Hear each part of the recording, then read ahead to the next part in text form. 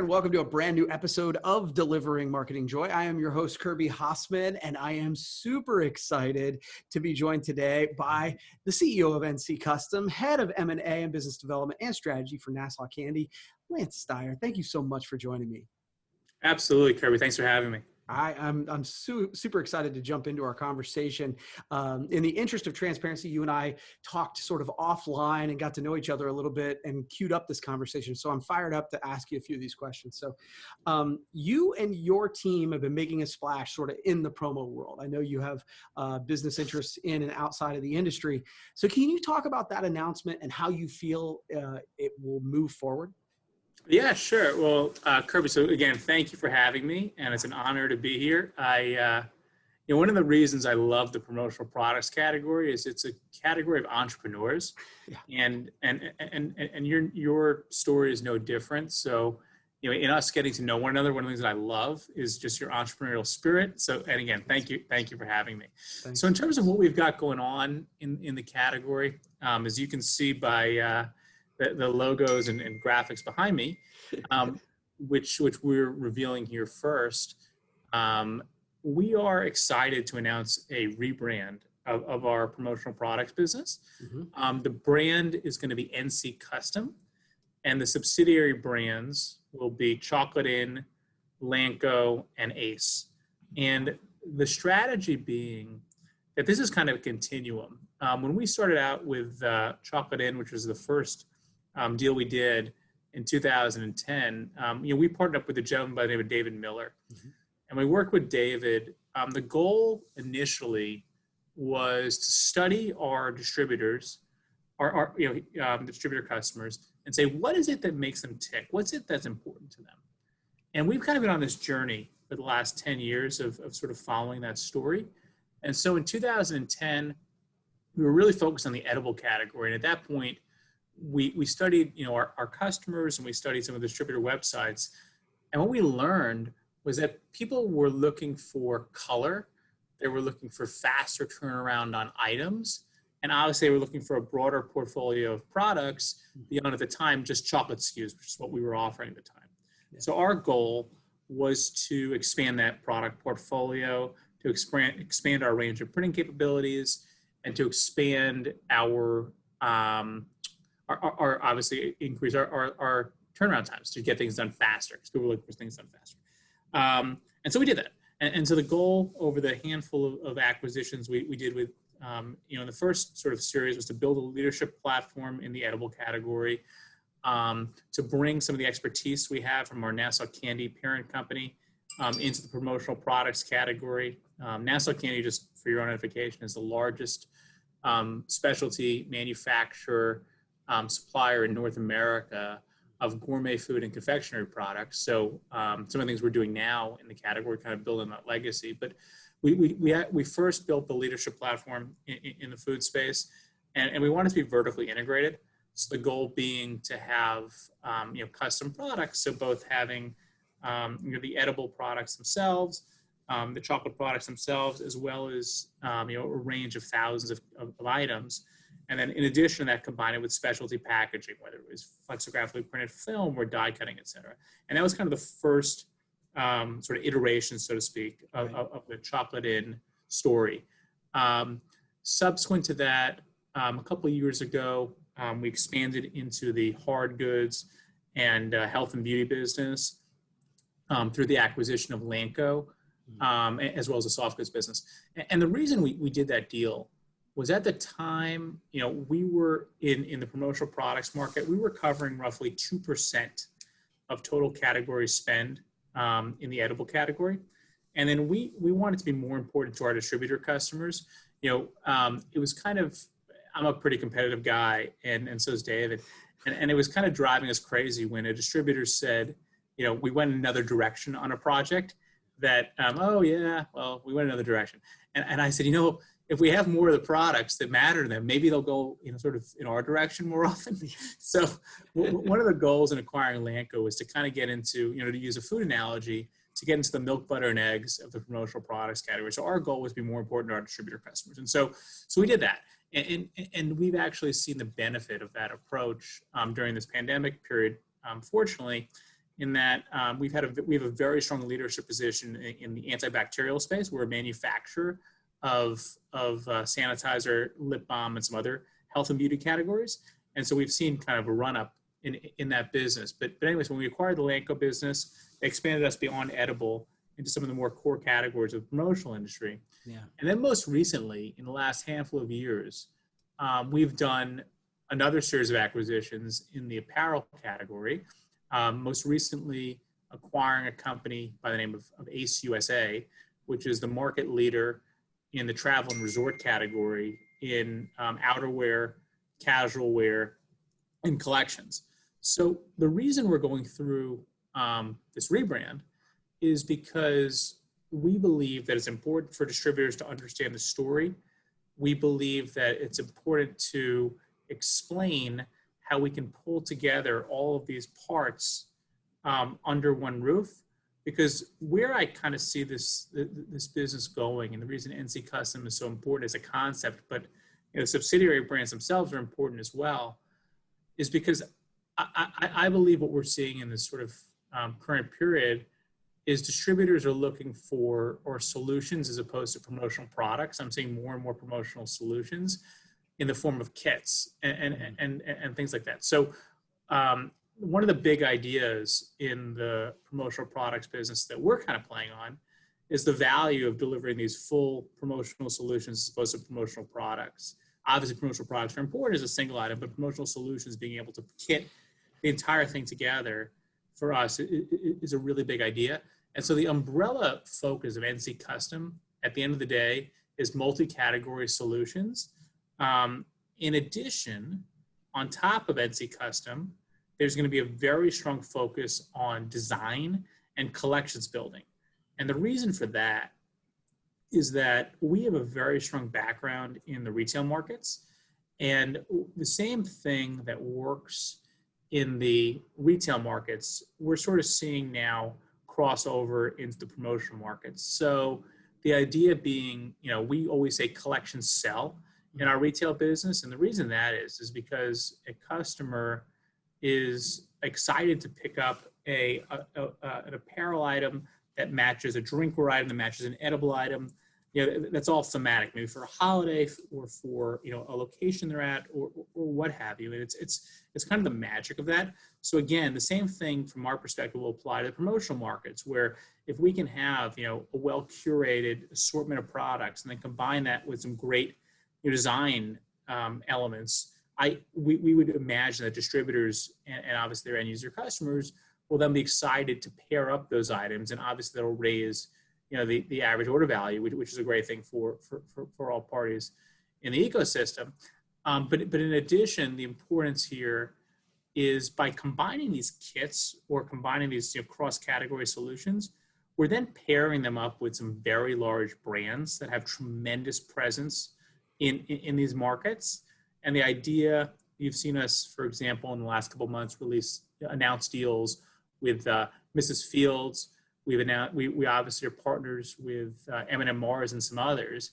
And so under the NC Custom umbrella, what you will see is more and more promotional products solutions or things that are playing to where we see the market today. So for example, under the NC Custom umbrella in 2021, some things we're working on are certain deals with these major partner brands where you can do an at-home night, for example, with Mrs. Fields. So imagine, an at-home setup with Mrs. Fields with a baking collection, with a baking set, maybe an apron, some sort of utensil, Mrs. Fields cookie dough, et cetera, with shareable content and stuff that helps build the buzz around that event. And we'll then share that with our distributor partners to then push out to their end user customers. So people are looking to get over the monotony of sort of being at home.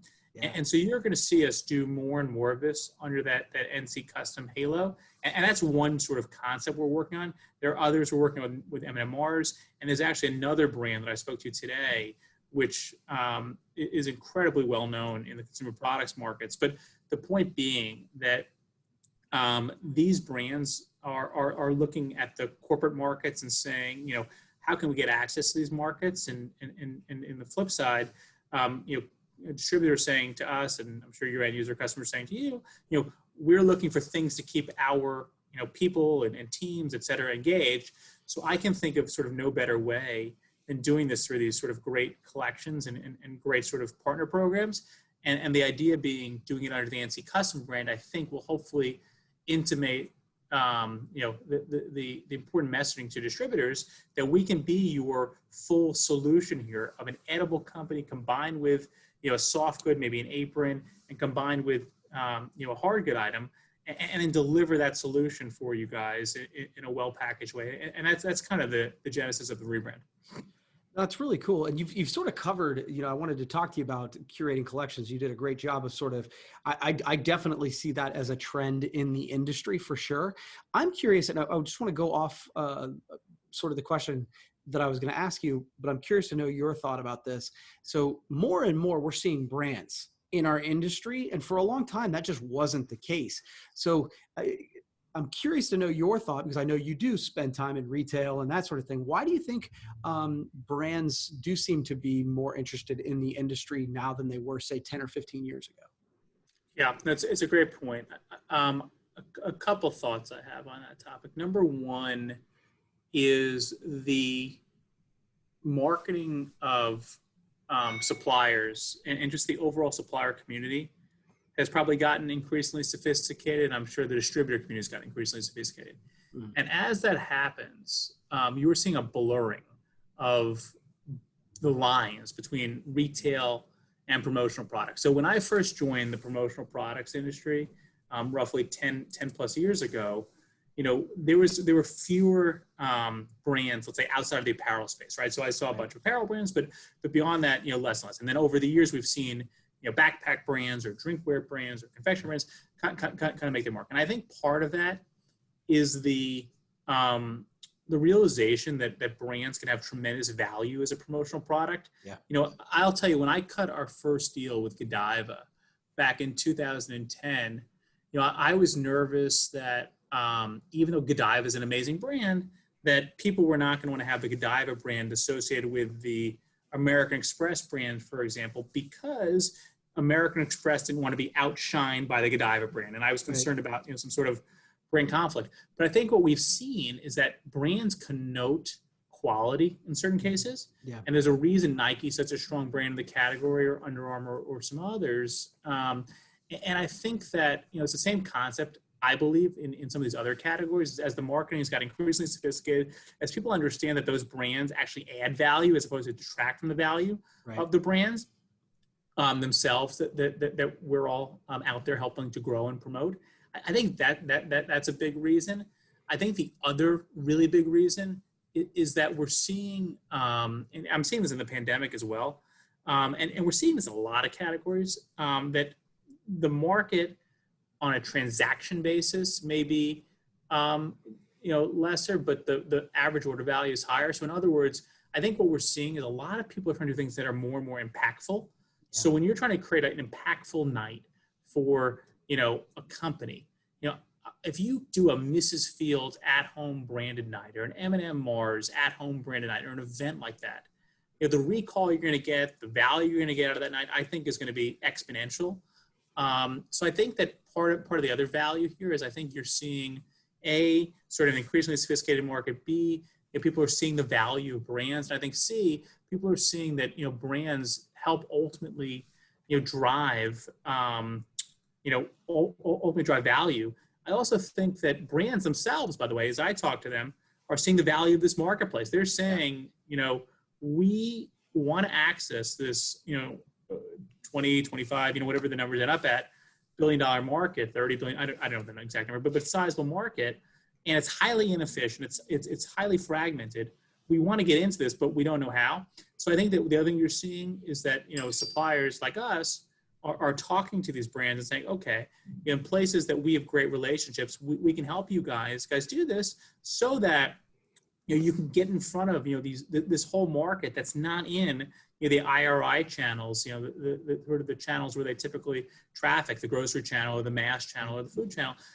And those brands are super excited about it, as long as you can kind of deliver that message in a way that sort of explain to them sort of the value of that. So I think that's why we're seeing a lot of brand stuff. And, I'm curious for your perspective. No, that makes total sense to me. I agree with you. I think that brands have started looking around, and I think retail has certainly, the shift in retail as we know it certainly has probably played an impact into that. They're looking at new ways to attract dollars and sales, and that makes sense to me. So I'm curious, final question for you. Look, I'm always curious because I think we've belabored 2020 to the point where it's just going to become like, oh, that was 2020, right? Like, so we've all lived through this different and challenging time. So Mike, I'm curious to know what advice you have for people that want to take 2021 sort of to the next level. Obviously, that's sort of what you guys are doing at NC Custom. So what advice would you have for people who want to take 2021 to the next level? That's a great question. It's interesting. I think we've been through adversity a couple times in our business. When we first acquired Chocolate Inn in 2010, we then acquired Taylor & Grant the following year. And when we did that acquisition, roughly 9 months into that acquisition, we had Hurricane Sandy come through our production facility. Right. And we had 6 feet of salt water in the plant, and it was catastrophic. And we had to, repair the lines. We had to, at the time, we were, at that time, roughly 75% of our business was fourth quarter driven, which has obviously changed today as we've sort of broadened out the portfolio. But we had lost all of our inventory, lost all of our equipment, and we had to restock the inventory, make a lot of calls to our distributor customers, and obviously, repair the equipment. And what happened was we kind of came together as a team, and there are a lot of stories around this that the reader or the listeners can read up on. But the bottom line is, in the span of 19 days, we got that entire facility up and running, and we ended up executing pretty well for our customers after losing millions of dollars worth of inventory, millions of dollars worth of equipment damage. And it was but it was an all-out team focused effort. And that's the business side of it. The personal side of this is we had, unfortunately, tons of people displaced from their homes. We had, we had obviously people dealing with personal losses, et cetera. So we kind of came together as a company on that side as well. And we sort of, we did, various, team building things where we collected and we gave to our team members. And the reason I'm telling you the story is after that period, our team at Chocolate Inn became so tight that we were kind of like unbreakable. And that sort of guts of that team is kind of what, in part, helped give us the sort of backbone to do some of the things we've been fortunately able to do. It's the core of that team, and we take this stuff really serious, especially the team side. So when I look at 2020, I kind of look at it the same way. We've gone through as a manufacturer, as a supplier, managing through this. I mean, we've been in the office every day. Our factories have been open every day. Our teams have been working socially distanced, but every day to get the work out the door for our distributor customers. And we've done it and we've executed. So when I look at 2020, have we been perfect every single time? No. Are we ever perfect every time? No. But it would be weird. Yeah. It would be weird if you're perfect this year. Yeah. But do we do the best we can? Of course. And, are we going to emerge this year as a stronger team and a strong company? Yes. And I would say that where I see us going to 2021 is the same way after Hurricane Sandy. We'd gone through a crazy period, and as a team, we were closer. We're closer. I mean, yeah. We've really, sort of banded together as a group, and I'm excited for what we have as a team and as a company. And so when I look at 2021, what gives me excitement is, is the strength of our team. And on top of that, we've used this time period to invest in some things, which I'm really excited about. One being obviously the ACE acquisition and the opportunities that we see in collections and in the agency business. But in addition, we've used kind of this period to invest in technology, some infrastructure pieces, et cetera, so that as we all come out of this, I believe that distributors are not going to be rushing necessarily to add a ton of additional overhead. So we've invested in technology pieces. In addition, we've invested in design and development pieces. So as we can make those investments to give our distributor partners the tools they need to make themselves, successful and just be great partners. And so I would say right now, I'm excited about my team. I'm excited about what we've done. And then I would also say we've done a lot of infrastructure, kind of in-house sort of investments to position ourselves, whether it's product, whether it's technology, whether it's design, whether it's development, to give us those tools so that as, kind of this world turns into next year, we can be hopefully tremendous partners to Kirby, to folks like yourselves and sort of the other distributor customers. Cool. Well, that's great, man. You've rocked it out. You've answered all three of my questions. I give everybody a chance to ask me one question. Did you have one for me? I do. Okay. So I was unprepared for this question, but I'll give it a shot. Okay. So I'd love to understand from you the distributor-supplier relationship. Mm-hmm. In 2010, when we first entered the market. I'd love to see your perspective of it. Okay. Not necessarily that year, but a decade ago. Yeah. Mm-hmm. I'd love to hear about your perspective today, and I'd love to hear about your perspective sort of going forward, and how folks that are in my seat or other seats can continue to add, how you kind of see the evolution of that, mm-hmm. and how we can continue to be great partners to you guys to enhance your business, and how that sort of dovetails with where you see the role of the distributor. I would just love to get my head around that, because I think that's a question I don't get to ask that often. Okay, no, that's great. I love it. So I would say, and this is off the top of my head, I would say, a decade ago, I was like a lot of folks in the industry in the sense that I was very transactional based, right? Like we were, selling the pen or the shirt or the thing. I wasn't doing a lot of more of the curated collection as you talked about. It's one of the things I think that we've seen over the last 10 years in the industry, and I hope that we've evolved too, but I think the industry has evolved. Suppliers and some of the best distributors really have I think so many times we say we're creative, but coming up with 3 different kind of pens is not creative. It's like, how do we not only come up with the right product at the right time, but also the right delivery and all that sort of thing.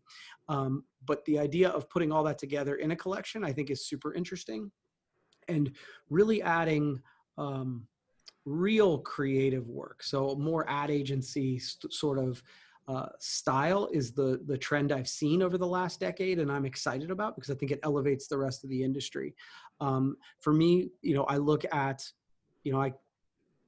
the way I sort of select suppliers starts with relationships. Number one, I think foundationally, if people don't they don't keep their promises and they can't deliver and they don't have quality, those are kind of foundational. But past that, because I think almost all suppliers do a good job with that, then it becomes relationships, it becomes creativity, and it becomes then sort of delivery.